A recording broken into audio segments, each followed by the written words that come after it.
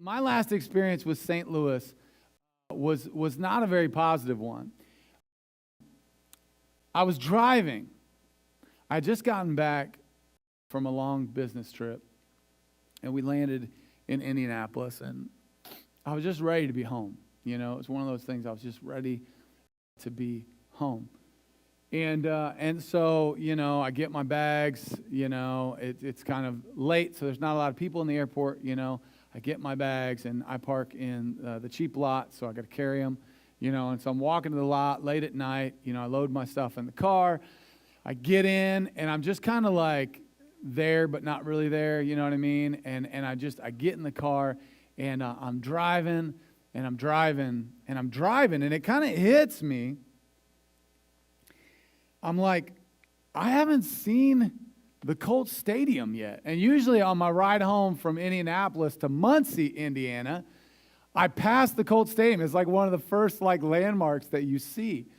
And I don't even know how long I had zoned out, but I looked up, and because I was thinking like, okay, it's around here somewhere, right? Like I got to be coming up on it. And I look up, and I see the sign. And the sign says, "You're headed to St. Louis." I'm like, what am I doing? I'm going the wrong way. And so that was my last experience with St. Louis. I was actually trying to go there. I didn't know I was trying to go there.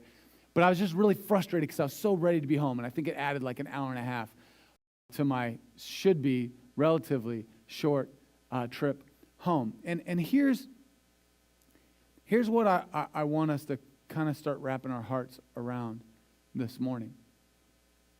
Is that when we miss something that we're supposed to see, when we miss something that we're supposed to see, it typically causes us to travel in the wrong direction. Do you get that? See, because when I veered left and stayed on the ramp heading towards St. Louis, see, I should have saw a sign. I should have been able to read a sign that said, hey, you're going the wrong way. Hey, this is what you need to see. This is the direction that you need to travel.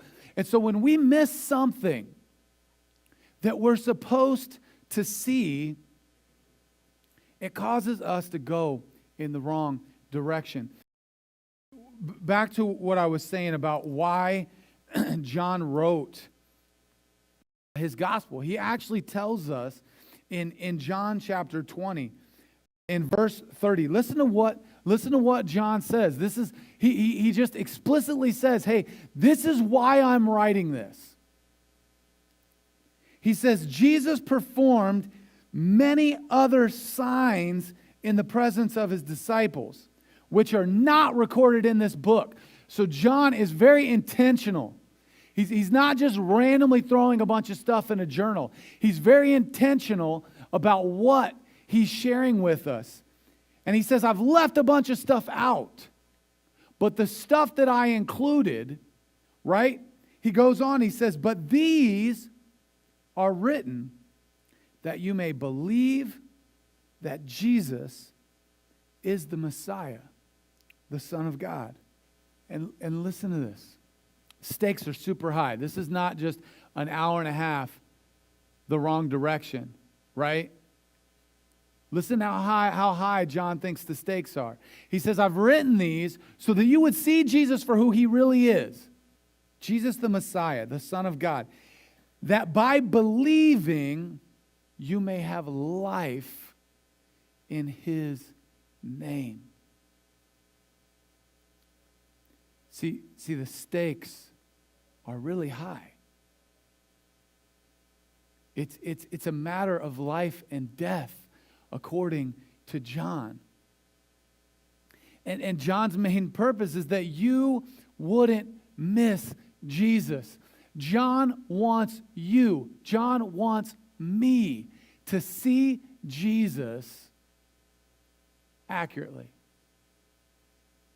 To see Jesus for who he really is. And so the question remains, what do you see?